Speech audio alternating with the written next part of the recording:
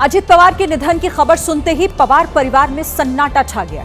कल शाम तक सब कुछ सही था, लेकिन आज की सुबह पवार परिवार में दुख की घड़ी लेकर आई। फोन पर बात करते हुए चाचा अजित पवार के निधन की खबर सुनी तो भतीजे युगेंद्र की आंखों का बांध टूट गया।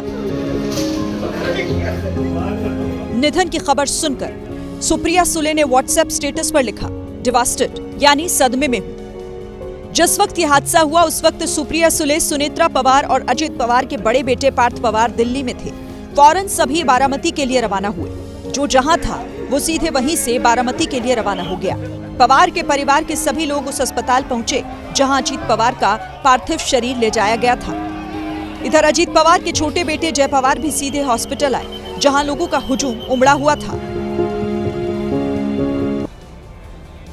और इस बीच एक बड़ी जानकारी आ रही है। अजित पवार के परिवार से मिले सीएम फडणवीस। परिवार से मिलकर सीएम देवेंद्र फडणवीस ने संवेदनाएं व्यक्त की हैं। सीएम देवेंद्र फडणवीस के साथ डिप्टी सीएम एकनाथ शिंदे भी मौजूद रहे हैं और तस्वीरें भी आपके सामने हैं। परिवार से मिलते हुए मुख्यमंत्री और साथ ही डिप्टी सीएम एकनाथ शिंदे भी उनके साथ।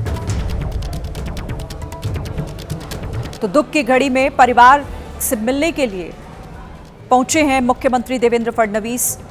अजित पवार की पत्नी तस्वीरों में दिखाई दे रही हैं और उनके साथ इस मुश्किल समय में उनका दुख बांटने का एक प्रयास मुख्यमंत्री देवेंद्र फडणवीस और साथ ही डिप्टी सीएम एकनाथ शिंदे। सुप्रिया सुले भी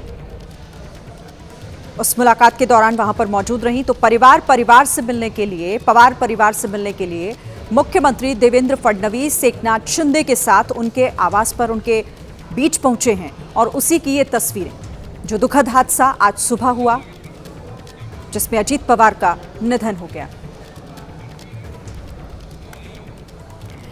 देखिए, कल सुबह 11 बजे अजित पवार का अंतिम संस्कार किया जाएगा। अजित पवार ने जिस बारामती में अपना जीवन गुजारा, जहां रहकर राजनीति की, जहां के लोगों की आवाज बने, उसी बारामती में उनकी अंतिम यात्रा निकलेगी।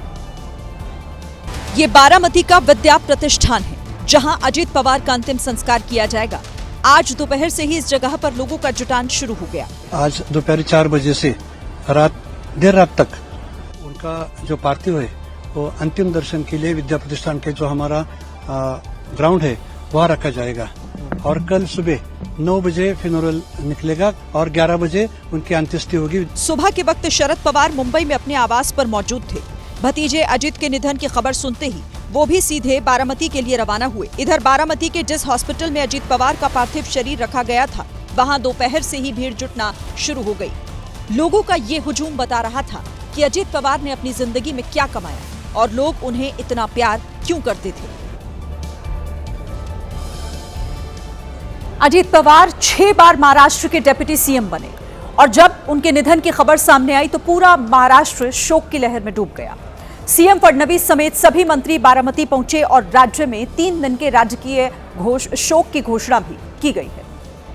अनिल देशमुख जब मीडिया के सामने आए तो चाहकर भी कुछ नहीं बोल पाए, क्योंकि आंखों में आंसू थे जो रुक नहीं रहे थे। इधर सीएम देवेंद्र फडणवीस और डिप्टी सीएम एकनाथ शिंदे ने अपने सभी कार्यक्रम रद्द कर दिए और सीधे बारामती पहुंच गए। महाराष्ट्र के विकास में जब वो योगदान दे रहे थे और एक बहुत लंबी पारी वो खेलेंगे, ऐसी परिस्थिति थी। ऐसे समय उनका निकल जाना, मैं ऐसा मानता हूं कि इसके लिए हमारे पास कोई शब्द भी नहीं है। बहुत ही आज महाराष्ट्र के लिए एक काला दिन कहूँ, एक दुर्भाग्यपूर्ण घटना कहूँ, एक दुखद घटना कहूँ। अजित पवार के निधन ने हर किसी को दुखी कर दिया है। आपसी मतभेद रहे हैं पर उनके साथ मुझे काम करने का मौका भी मिला है और अत्यंत कमिटेड और हमेशा काम से काम रखने वाले एक व्यक्ति थे। संजय राउत ने तो यहाँ तक कह दिया कि अगर अजित पवार महाराष्ट्र के मुख्यमंत्री बनते तो ये महाराष्ट्र के लिए अच्छी बात होती।